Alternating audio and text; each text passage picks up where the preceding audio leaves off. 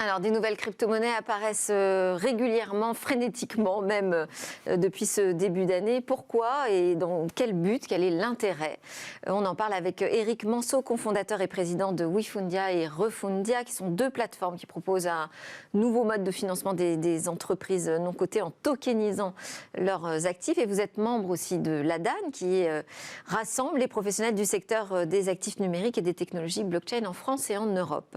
À côté de vous, Thomas Lanotte, directeur commercial Europe de BSO, un fournisseur de solutions d'infrastructure haute disponibilité pour des activités critiques, notamment donc les places financières et les échanges en crypto-monnaie. Alors, question pour l'un ou l'autre. Bonjour, bonjour déjà. Il paraît donc que plus de 1000 nouvelles crypto-monnaies seraient apparues sur le marché en janvier 2022, ce qui fait quand même 33 nouveaux actifs ajoutés chaque jour. C'est une statistique qui nous vient de CoinMarketCap. Ça semble absolument délirant. D'abord, quel est votre sentiment là-dessus et comment vous pouvez l'expliquer? Alors, effectivement, il y a un véritable engouement. Alors, je ne connais pas ce chiffre-là en particulier, mais on est quand même... Aujourd'hui, il y a plus de 17 000 crypto-monnaies. Mais il serait plus juste de parler de crypto-actifs. Parce que globalement, aujourd'hui, ce n'est pas forcément strictement des monnaies. Ça peut être des jetons de gouvernance, des NFT, mais surtout, ce sont des actifs d'entreprise. Et dans ces nouvelles cryptos, il faut peut-être un peu faire attention parce que la globalité quand même de la capitalisation boursière de ces cryptos, c'est à peu près, au plus haut, c'était 3 000 milliards quand même. Mais les deux premières représentent 60%. Les deux premières, j'imagine qu'il y a Bitcoin. Et donc, c'est bien Bitcoin que tout le monde connaît. Et il y a vraiment un engouement, mais il n'y a pas un changement fondamental. Et la une grande deuxième, partie, Ethereum. exactement. Okay. Après, vous avez l'USDT, le Tether, vous trouvez Cardano également. Cardano. Ah, ils sont dans le 15e, il faut remonter un peu plus haut, et c'est malheureusement. Mais globalement, il y a un véritable engouement, et je dirais, ce que je voulais dire, c'est aujourd'hui, même en France, j'ai une statistique intéressante qu'on a fait avec la LADAN et le KPMG, 8% des Français ont des jetons numériques, ont des cryptoactifs. Et c'est plus que les nombres d'utilisateurs ou d'investisseurs en bourse en France. 8% des Français, des adultes, c'est quelle tranche de la population? C'est effectivement plus de 18 ans, tous les adultes. Voilà. Tous les adultes, mais ça fait quand même, c'est un chiffre assez conséquent, assez surprenant. Oui, effectivement, et on prévoit un doublement tous les ans du nombre de détenteurs de ces cryptoactifs. Donc oui, c'est un phénomène. Et alors vous qui travaillez sur les infrastructures, vous voyez passer ces échanges. Est-ce que vous constatez aussi des flux beaucoup plus massifs, importants, régulièrement? Quel est le type de croissance que vous constatez? Oui, bien sûr. Alors nous, on a coutume de dire qu'on est les plombiers de la finance, c'est-à-dire qu'on va faire passer sur notre réseau des flux boursiers. Et on a assisté depuis quelques années, depuis 3-4 ans, à un changement de paradigme, c'est-à-dire l'évolution de ces crypto-monnaies, donc qui sont de plus en plus nombreuses, avec des liquidités différentes de ces crypto-monnaies en fonction des places de marché sur lesquelles elles sont traitées. De la même manière, c'est un marché très fragmenté, puisque aujourd'hui, dans la finance traditionnelle, si on compte 30-35 hubs financiers très importants, les plus importants, on a à peu près 450 places de marché digitales pour échanger les crypto-monnaies.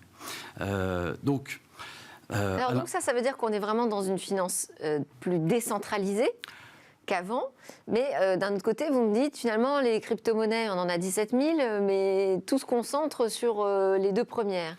Alors, effectivement, on s'aperçoit que l'essentiel des volumes représente les crypto-monnaies les plus échangées, donc Bitcoin, Ethereum et les monnaies. Est-ce qu'on n'est pas en train de reproduire la place de marché classique, finalement? Si, c'est une transposition en mode décentralisé de ce que l'on connaît déjà, donc c'est en ce sens un changement de paradigme. Mais pas si décentralisé que ça, finalement. Alors, c'est là où je veux en venir. Alors, effectivement, puisque toute l'apparition des crypto-monnaies ou cryptoactifs dont on parlait, ne sont pas créés sur les exchanges, les places de marché centralisées. Les plus importantes seraient Kraken, Coinbase, Binance, dont on entend parler dans les médias. Ces tokens sont listés ces cryptoactifs sont listés sur des échanges décentralisés. C'est là où se fait toute la différence, c'est-à-dire que n'importe quel projet, n'importe quelle organisation, on parlait d'organisation décentralisée, peut créer son propre token de gouvernance ou son propre token qui est une sorte de titre de propriété du projet sur un exchange décentralisé, donnant ainsi accès à n'importe quel investisseur dans le monde entier, et là il n'y a même plus de frontières, à ce projet. Donc là c'est véritablement un changement de paradigme, puisque... Ouais. Voilà. Et ça explique aussi l'effervescence, c'est-à-dire que si on dit qu'on a 33 actifs créés chaque jour, ça veut dire qu'il y a une vraie attente, une vraie demande? Oui, je pense que vous avez raison, il y a une vraie attente. Tout à l'heure, je citais le chiffre de 8% déjà d'utilisateurs. Il y a 30% donc en plus des adultes qui souhaitent investir dans la crypto-monnaie. Donc il y a un véritable engouement. Et ce qu'expliquait très bien Thomas à l'instant, c'est en fait on crée une communauté. En fait, c'est une communauté d'investisseurs sur son projet. En fait, à chaque fois que vous créez une crypto-monnaie, vous créez un projet. Et alors, il y a une grande partie des crypto-monnaies aujourd'hui qui sont listées. Ça ressemble un peu à des... Effectivement, c'est une bourse. Un index, c'est une bourse. Pour être très simple, même si c'est un crypto-actif et pas reconnu comme un titre financier. Mais ça y ressemble beaucoup. Mais avec ça, vous arrivez à constituer votre communauté. Vous arrivez à vous développer, mais une grande partie, aujourd'hui quand même, il y a un vrai changement. On est en train de basculer dans la token economy et on est passé de l'étape 1 où on avait des crypto-monnaies qui servaient, en fait, ça permet de monétiser des échanges, des services. Et là, on est en train de basculer dans l'étape 2, la token economy, où vous avez la monnaie qui va vous permettre d'acheter des biens et des services dans le monde virtuel. Alors, on parle de métaverse, on parle des NFT. Aujourd'hui, dans les NFT, on fait des œuvres d'art. En fait, en gros, c'est une empreinte numérique d'un titre, ou plutôt d'une œuvre numérique. Et globalement, le marché des NFT, c'est 20 milliards. Le marché pour 2021. Et ne serait-ce que pour l'art, c'est 2 milliards. C'est énorme. Et il y a une vraie progression. Et après, vous faites aussi des... Donc cette effervescence, pour vous, c'est pas juste un besoin de spéculation? Parce que là, si vous parlez des NFT, des œuvres d'art qui sont vendues des millions de dollars, on n'est pas loin de la spéculation. Alors, après, on pourrait dire qu'il y a aussi un changement. C'est assez disruptif sur l'économie. Si on prend l'économie du jeu, par exemple, on part d'un monde très centralisé vers un monde décentralisé. C'est-à-dire qu'on est parti d'un principe où on va payer pour jouer. Ensuite, c'était gratuit pour jouer, mais finalement, c'était pay to win, donc il fallait payer pour gagner. Oui. Et maintenant, on parle de play to earn, donc jouer pour gagner. Ce qui revient au même. Alors avant, oui. J'achetais aussi déjà des artifices qui me permettaient d'avancer plus vite, de gagner des niveaux, d'être plus fort. Sauf que ces artifices, ces skins, étaient achetés directement à l'éditeur. Donc on était très centralisé. Oui. Donc c'était des jeux comme... je ne me rappelle plus ce jeu, mais grosso modo, Fortnite, voilà, exactement, merci.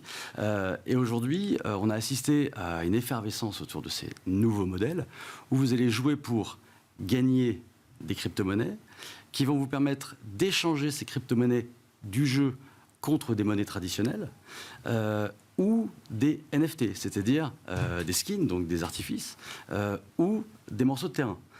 Donc, on est en plein vraiment dans le changement de paradigme sur ce domaine.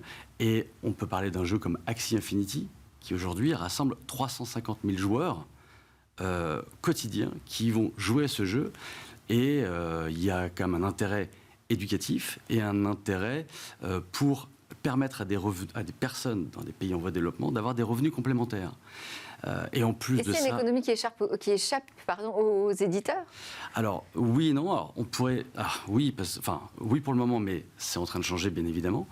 Aujourd'hui, la capitalisation, la valeur du jeu Axie Infinity est de 4 milliards de dollars. Le jeu a 2 ans. Ouais. Ubisoft, qui opère depuis 35 ans, a une valeur de 6 milliards de dollars. Donc, très clairement, on assiste aujourd'hui au fait que tous les éditeurs et tous les investisseurs rentrent dans son domaine parce qu'ils voient bien qu'il y a un intérêt financier et surtout une demande des consommateurs. Si je reviens à la question vraiment de la crypto-monnaie, c'est-à-dire de la création de nouvelles devises, quel est l'intérêt d'en avoir plusieurs? On ne sait pas combien on en a exactement, des vraies nouvelles crypto-monnaies, mais quel est l'intérêt d'en avoir plusieurs, d'en avoir autant? Aujourd'hui, des monnaies, on en a par pays, même pas, maintenant, de moins en moins. Quel est l'intérêt de les démultiplier dans le monde de la blockchain? En fait, les monnaies, c'est, comme je disais tout à l'heure, ça répond à un espace de confiance ou d'une communauté, et ça répond à une fonctionnalité. Et en fait, on cherche l'efficience sur cette fonctionnalité. Alors, il y a des monnaies qui servent effectivement, à acheter des biens et des services, mais il y a des monnaies qui permettent d'avoir des usages ou de transférer des biens immobiliers, des titres financiers. Et donc, on a plus affaire à une unité de compte, mais ça permet de faire ces échanges. Alors, donc, c'est des monnaies vraiment dédiées à des usages, c'est ça? Oui. En fait, on va parler... C'est vrai que l'erreur de parler de crypto-monnaie, ça réduit tout à fait les fonctionnalités. Parlons plutôt de crypto-actifs, comme je disais tout à l'heure, et ça ouvre beaucoup plus la diversité. Si je peux prendre un exemple que je connais bien, aujourd'hui, la financiarisation permet... En fait, on a besoin, aujourd'hui, si on parle de la transformation climatique, oui. Effectivement, on a un vrai sujet, comment on va passer en neutre en carbone. Il y a nous, on connaît bien ce monde-là, on travaille depuis longtemps dans le secteur agroalimentaire et agricole. Mes parents étaient agriculteurs, je connais bien ce monde-là. Aujourd'hui, des agriculteurs peuvent séquestrer dans le sol du CO2. Et ce travail qu'ils font, il pourrait être justement rémunéré sous forme de crédit carbone qu'ils émettent et que des entreprises qui ont besoin d'être neutres en carbone puissent acheter. Tout ça, ça s'appelle le marché réglementé ou le marché volontaire des crédits carbone. Et nous, ce qu'on a fait, c'est qu'on a créé un token qui permet à la fois de financer cet investissement. Donc, il y a des investisseurs qui achètent ce token pour financer la transformation des agriculteurs. Si vous avez besoin pour ouvrir une nouvelle filière de bas carbone, d'élevage, par exemple, 100 000 euros par ferme pour 40 fermes, ça fait 4 millions. Et vous avez des investisseurs qui vont financer ça. Pourquoi ?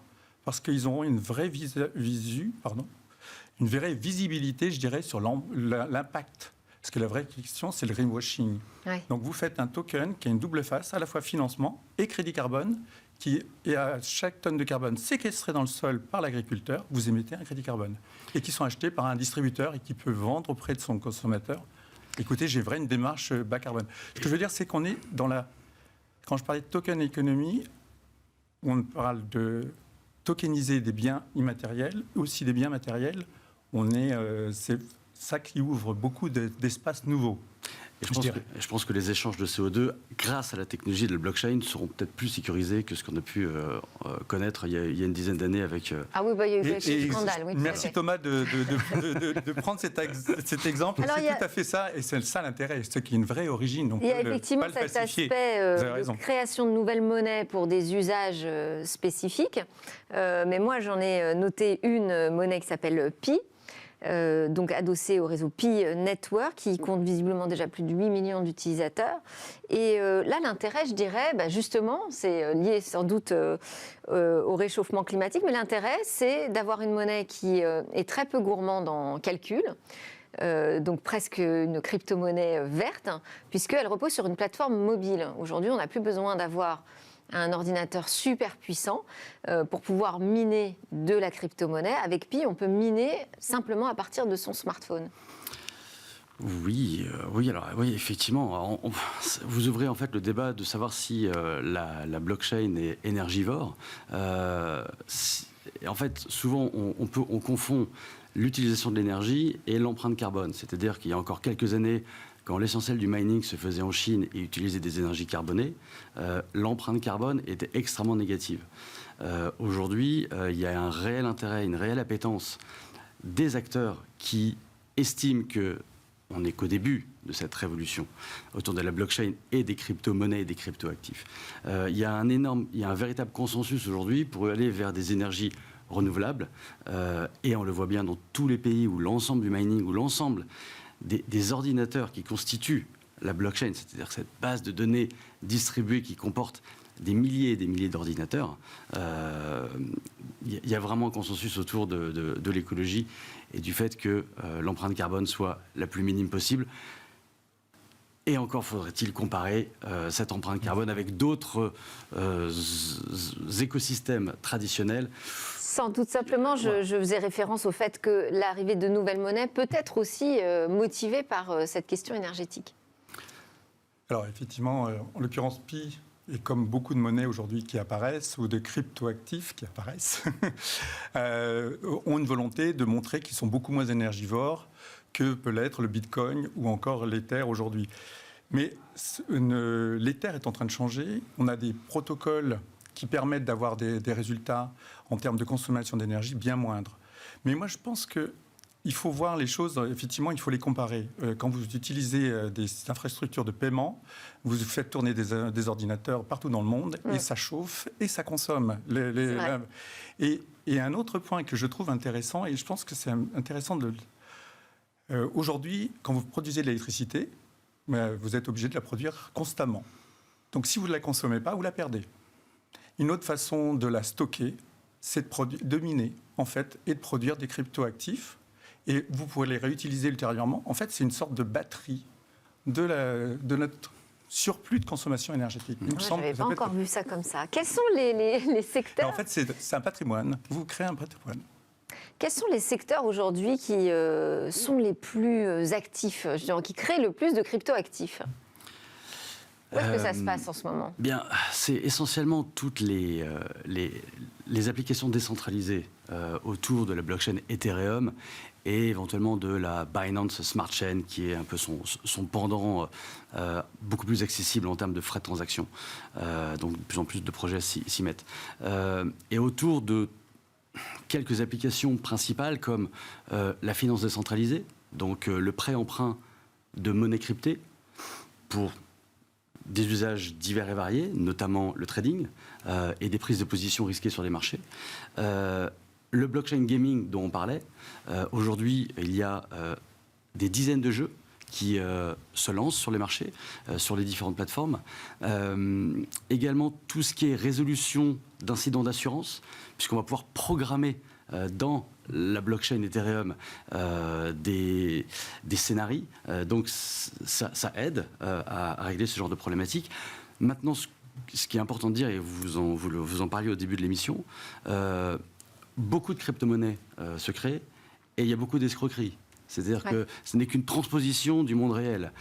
Donc il y a 20 ans, il y a 30 ans, il y a 100 ans, il y avait des schémas de Ponzi, il y en aura encore dans la blockchain.